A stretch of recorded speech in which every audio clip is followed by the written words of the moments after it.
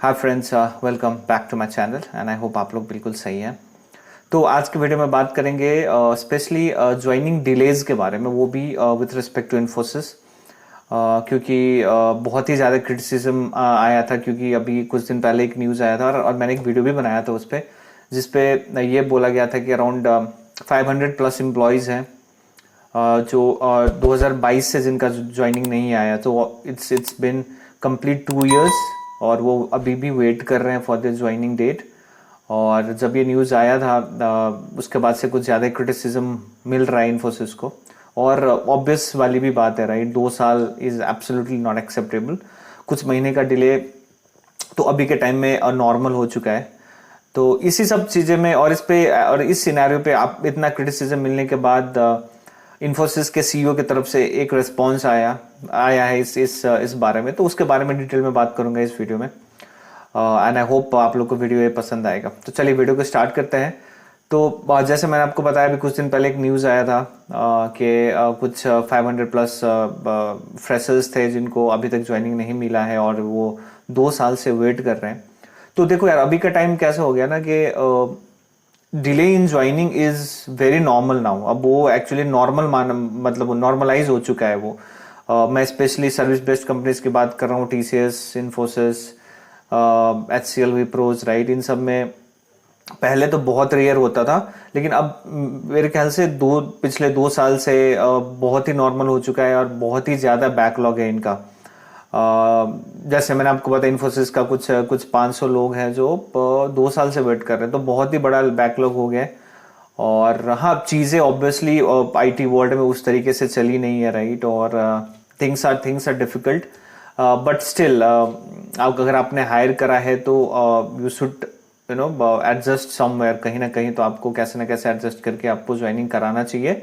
या तो आप क्लियर कट बोल दो कि यार आप नहीं करवा सकते ऑफर, हम डिक्लाइन कर रहे हैं। आप ऐसे मतलब क्लियर कम्युनिकेशन देना बहुत ही इंपॉर्टेंट है, बिकॉज आफ्टर ऑल आप किसी के किसी की करियर की बात है, राइट? तो आप ऐसे उसको बहुत लाइट मोड में नहीं लेना चाहिए और ये नॉर्म होता जा रहा है। तो चलिए बात करते हैं इन्फोसिस के बारे में। तो बहुत ही ज़्यादा क्रिटिसिज्म मिल रहा है। और देखो होता क्या है कि डिले इन ज्वाइनिंग से क्या होता है, सबसे पहले तो ये होगा कि जिस बंदे का डिले हो रहा है वो तो डायरेक्टली इम्पैक्टेड है, राइट? वो तो है ही।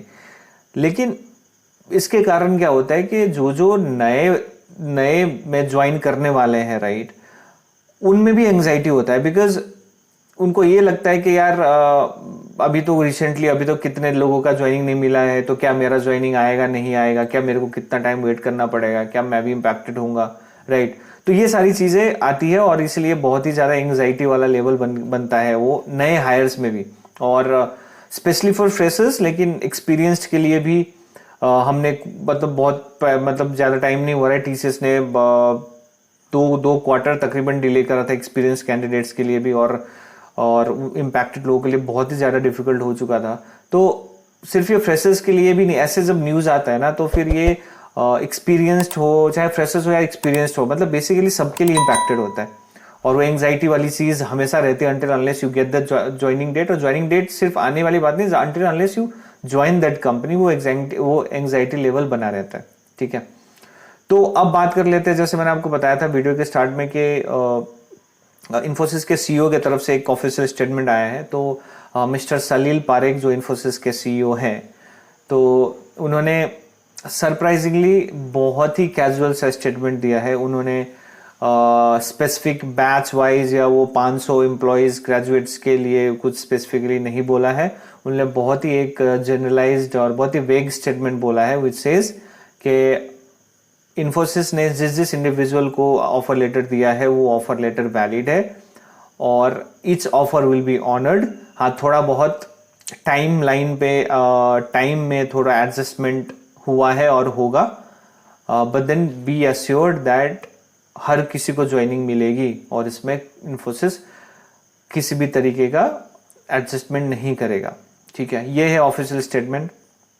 अब यह ऑफिशियल स्टेटमेंट आया है क्योंकि जैसे मैंने आपको बताया बहुत ही ज़्यादा क्रिटिसिज्म है और एक कंप्लेंट भी फाइल हुआ है मतलब जो जो इम्पैक्टेड लोग हैं उन्होंने कंप्लेन फाइल करी है।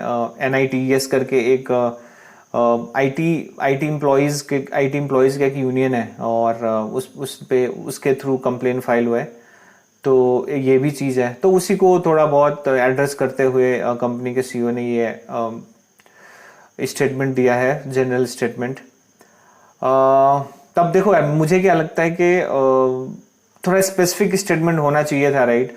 ऐसे आप जनरल स्टेटमेंट दे के आप निकल नहीं सकते। यू शुड बी अकाउंटेबल कि आपने बहुत सारे लोगों का करियर ख़राब किया है, और उसको एड्रेस करना ज़रूरी है, और आपको पब्लिकली ये भी बोलना चाहिए और मेक श्योर करना चाहिए कि चलो गलती हो गई, अब उनको तो सबसे पहले एज सुन एज पॉसिबल आप ज्वाइनिंग दिलाओ, और फ्यूचर में भी ऐसी चीज़ें मत किया करो। बिकॉज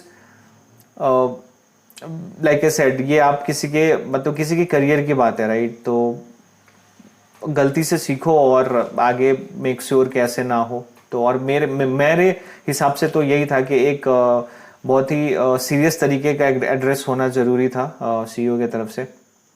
और एक और चीज़, तो अब ये तो स्टेटमेंट था आपके CEO का, इन्फोसिस के CEO का। अब यहाँ पे मिस्टर नारायण मूर्ति कहा गया, क्योंकि इन्फोसिस के फाउंडर, राइट, वो हर एक चीज़ में अपना पॉइंट ऑफ व्यू देते हैं।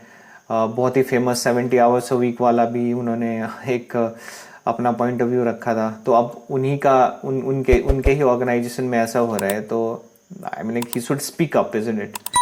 बट देन ऐसे ही है, राइट। ऑब्वियसली वो एड्रेस नहीं करेंगे, क्योंकि we all know, right, why. So बस यही था मेरे पास आप लोगों के साथ शेयर करने के लिए, एंड आई होप आप लोगों ने एंजॉय करी होगी ये वीडियो।